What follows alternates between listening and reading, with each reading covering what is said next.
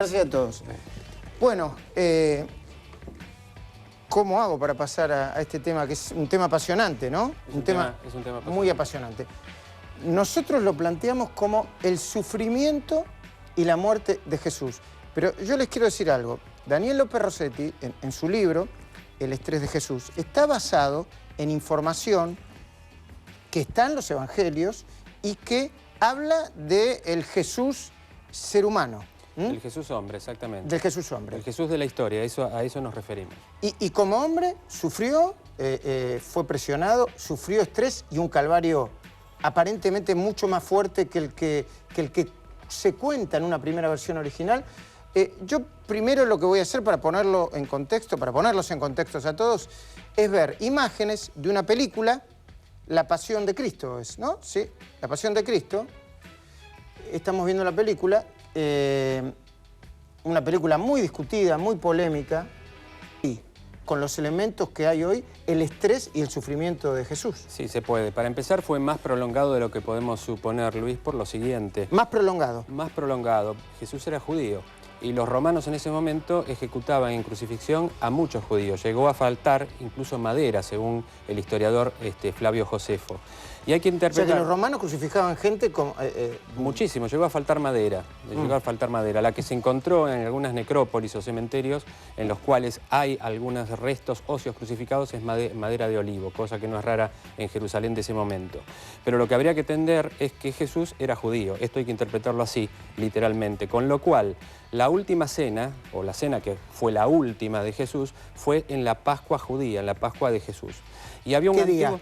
Y tuvo que haber sido, en ese momento coincidían dos calendarios, uno antiguo y uno nuevo. El antiguo era el de 364 días, era un calendario solar, era el que usaban los pobres, Jesús era pobre, y es muy probable que él ya se haya guiado por eso, como el resto de sus discípulos, con lo cual la Pascua judía se hacía coincidir, según ese calendario, y el Génesis, el primer libro del Antiguo Testamento, de la Biblia, se hacía coincidir el día miércoles, el cuarto día de la creación, las importantes fiestas, como la de los tabernáculos y la de Pascua, o el año nuevo judío, hacían coincidir los miércoles. A ver, usted me quiere decir que quizá haya tenido su última cena de Pascua... No el jueves a la noche. Sino el miércoles.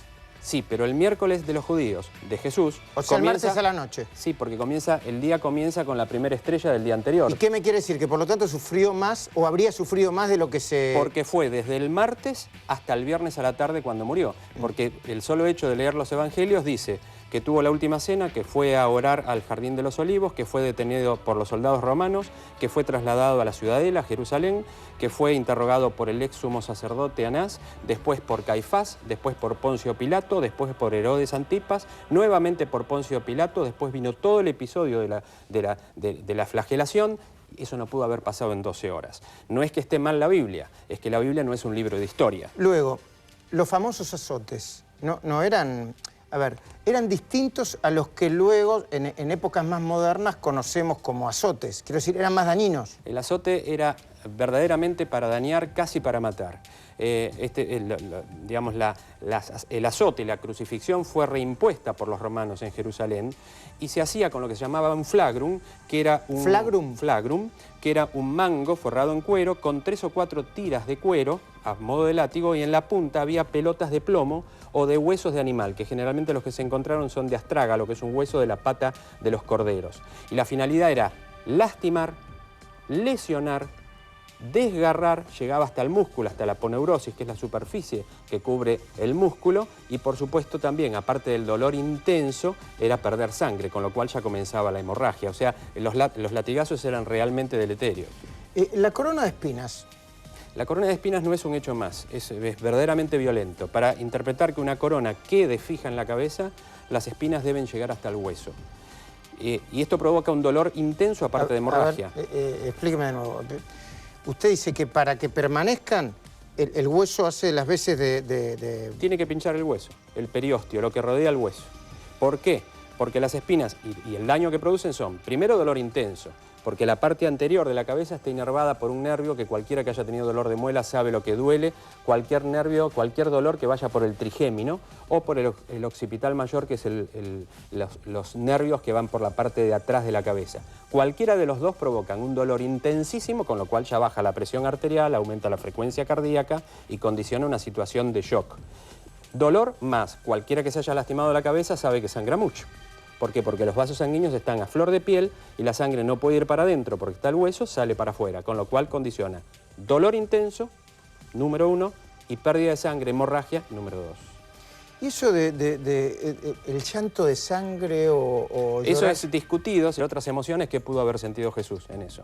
Miedo. Miedo intenso. Miedo. Miedo como cualquier hombre. O sea, si estudiamos desde el punto de vista humano el hecho de la crucifixión, el miedo debió haber sido intenso. Esa es una de las posibilidades diagnósticas para cuando se descrucificaba, como recién en la película se veía, que es lo correcto, Luis, que el clavo que pasa por las manos, estos clavos no pasan en realidad, en algunos crucifijos está correctamente hecho, no pasan en realidad por la palma de la mano. Los estudios de Barbet a principios del siglo pasado demostraron que cualquier persona crucificada desde la palma de las manos se desgarraría y no podría sostener el peso del cuerpo. El clavo debió haber pasado, y en la película se ve, porque el que se especializaba en esto entre los romanos, sobre la mano del que estaba sobre esta parte que se llama patibulum, hace la flexión así y en ese pliegue pasan el clavo. Ahí es donde se veía en la película de Mel Gibson. Yo le propongo que después del corte usted me cuente, si hubiese habido un certificado de función en esa época, ¿qué hubiera dicho? ¿De qué murió Jesús? ¿Cómo no? Enseguida. Bueno, en las Pascuas argentinas estamos analizando el sufrimiento y muerte de Jesús. Algo que todavía no tocamos, los clavos en los pies. Bueno, el sufrimiento a que fue sometido Jesús fue muy intenso y la finalidad de los romanos era que sufra mucho, con lo cual tenían que prolongar ese sufrimiento. Uno tendría que analizar por qué muere una persona crucificada. Primero, shock. ¿Qué es shock?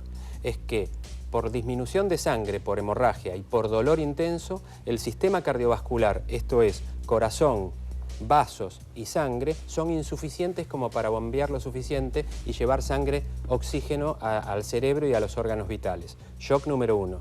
Hemorragia número 2. Un adulto joven tiene unos 5 litros de sangre y cuando se pierden 800, 900 mililitros, ya esto provoca una circunstancia de shock.